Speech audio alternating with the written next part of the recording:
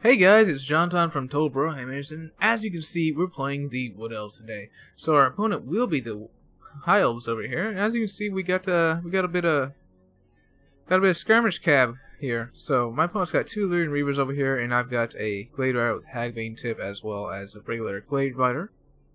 For my front line, I've got two Dryads in the center with some Eternal Guard on the edges here of them. So the Eternal Guard has some armor piercing, it's really good melee defense, and the Dryads will just cut through Spearmen really well. As well, I have War Dancers on the edges because the High Elf players tend to put spears on the edges of the formation, and War Dancers can cut through them very quickly as well. I also have a group of War Dancers with Azrai Spear and a Wild Rider, which in tandem can do really good work against any cavalry.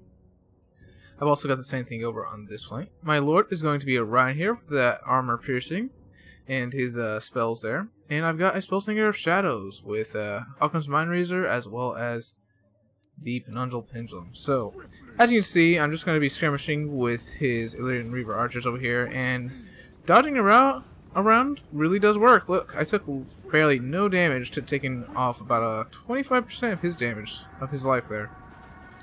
So for my opponent's army over here, he's got 5 Spearmen in the front line, backed up by 3 Lothlin Seaguard with shields, and a Dragon Prince. He's also got 2 Nobles and Teclis.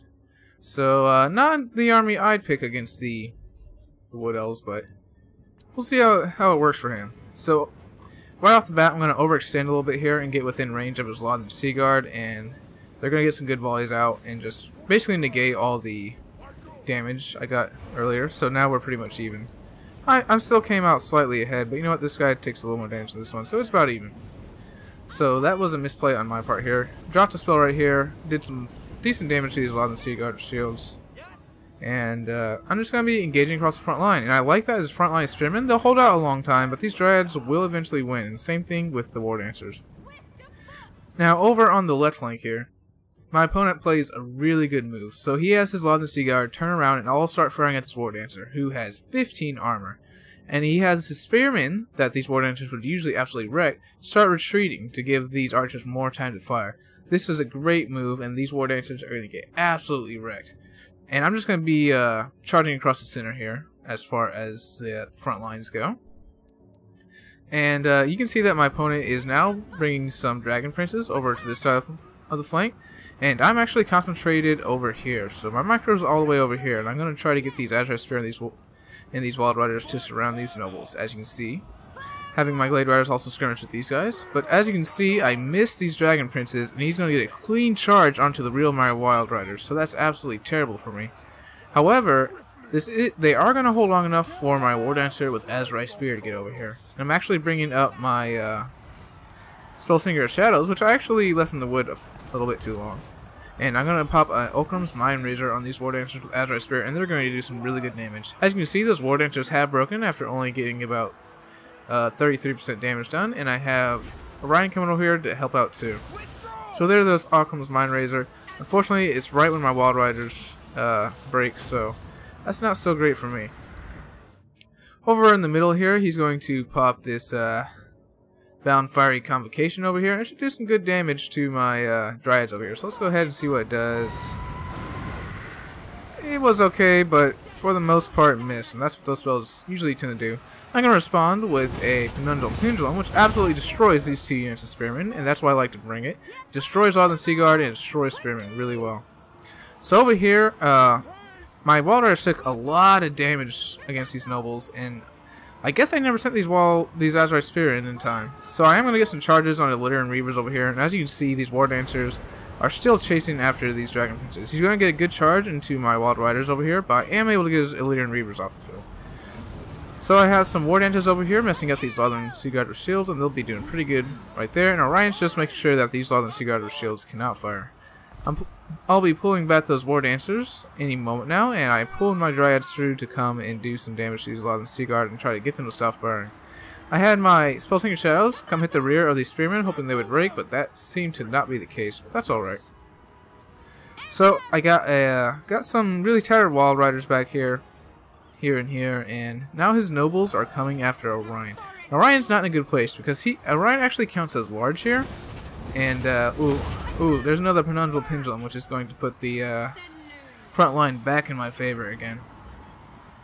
But anyway, Orion's in a bad place because these two nobles are anti-large, and Orion actually counts as large.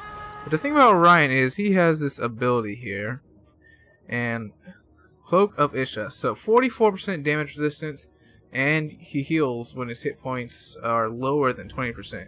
So I'm not too worried about him. Unless I get some really good burst damage on him really fast, then he should be pretty survivable. Not to mention he's fairly fast as well.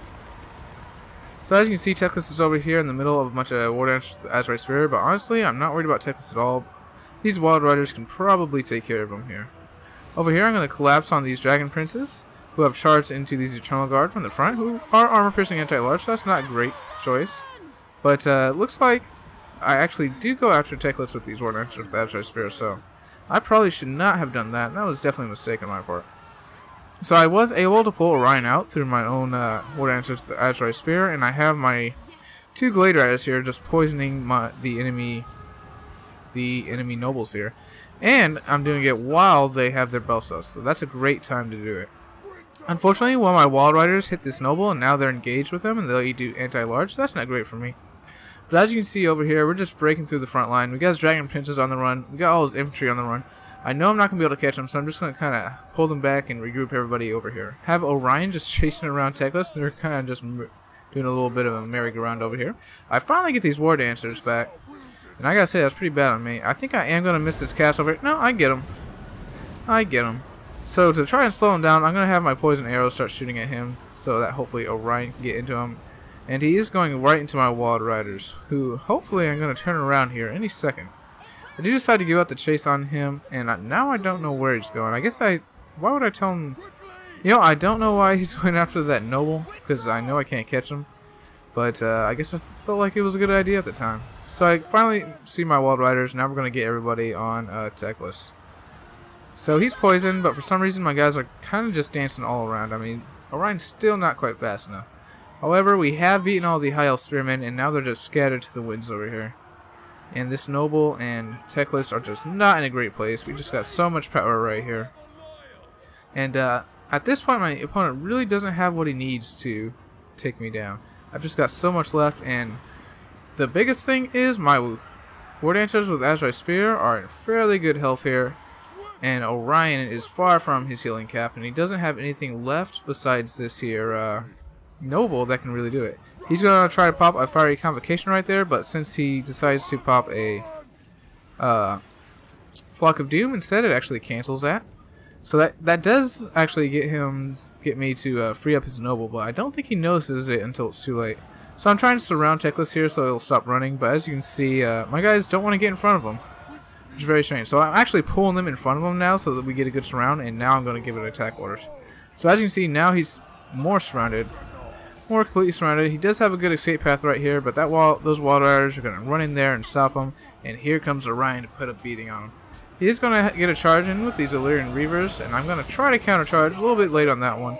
But now Orion is here, and he is just hunting Teclis. And as you see, he just got a big old spear jab in the back of his head. And it's not looking good for old Teclis here. He does have a bunch of spearmen running around, so I am going to pull out all my cavalry, because I'm not confident that this is a victory yet. He's got some spearmen left over here. I do have these Eternal Guard and these War Dancers who overchased over here. And so I'm just going to go ahead and pull back, but at this point my opponent's army does indeed hit army losses. So, a pretty good match against as the Wood Elves against the High Elves. High Elves definitely have the advantage in this matchup, I say. Dryads did pretty good against the Spearmen. Without the Pendulums, I'm doubtful that we would have been able to get through those Spearmen, though. But they are considered damage dealers, though, so that's why I brought them. And I gotta say, I did a really bad job with my Wild Riders. 8 and 18 on these vital units that usually do a lot of damage. And our MVPs, I messed up with these guys bad. He did a really good job with the Dragon Princess, by the way. And yeah, I don't like the pick of the Double Nobles. Teclis is good for the Nets of Mammotok, but the Double Nobles is a very strange pick in this one. Actually, let me go ahead and show y'all what I would bring against the Wood Elves if I were the High Elves. Alright, so if I were the High Elves and I was going up against some Wood Elves, What I would do is I would probably grab... I'm trying to remember. I would probably grab Teclis here and get a Barded Ithmar Steed, and we definitely want those Nets of Ammontox and the Regrowth.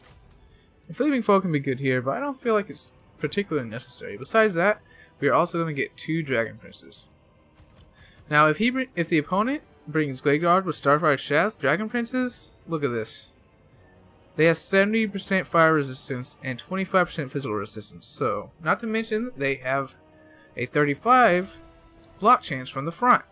So, if the opponent decides to bring Gladeguard with Starfire and Shafts, then they will be absolutely useless against Dragon Princes. Not to mention, they will beat Wild Riders in a straight up fight, especially if I use a net to get the Wild Riders pinned down first. Wild Riders won't trade well with Dragon Princes at all. Look at that, 110 armor, 80 charge bonus. It can be tough for him. This is a straight up win for us. Now, as far as the front line goes, I usually go with about 5 White Lions of Trace. And for my range, I bring, I think, 4 Lothern Seaguard with shields and 2 Spearmen. This is all you need, guys. Imagine if my front line had gone up against White Lions of Trace. They would have got wrecked, even the War Dancers. And if I decided to have went skirmish heavy, well, I would just put my Lothern Seaguard with shields up front. They have silver shields. They'll out-trade in a Wood Elf skirmish.